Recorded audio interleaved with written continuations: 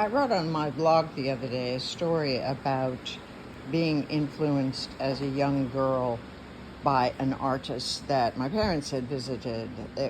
Orrin Mixer was a friend of theirs, and he was a well-known equine artist in Oklahoma. He did thoroughbred horse paintings for wealthy owners who raised these gorgeous thoroughbreds, and he was well known in Oklahoma and Texas. So he was a friend of my parents, and we went to visit his house. I remember the warning that we were going to be able to see some paintings, and that paintings were to be looked at, and the space we were in was very sacred, and that we should not touch anything. So when we went in, I was prepared for something magical, and indeed it was.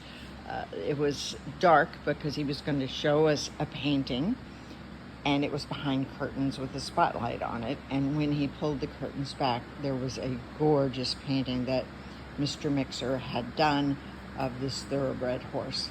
So along with the paintings, I remember the smell of the studio, and I suspect it was oil paints. In fact, I'm quite sure it was oil paints.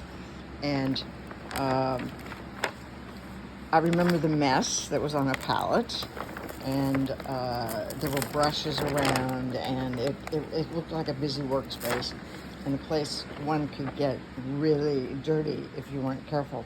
But the bottom line was this beautiful painting of a horse, and there was quite a bit of magic in that space, and I didn't know what that magic was. I only knew that it smelled good, and it looked like fun, and it was something that I thought I would like to participate in as an adult. You know, I want to grow up to be an artist. So when I fast forward, there weren't any art classes in my high school, and certainly college was not a place I would have pursued art, because of course you went to college to get a husband. You didn't go to for a job.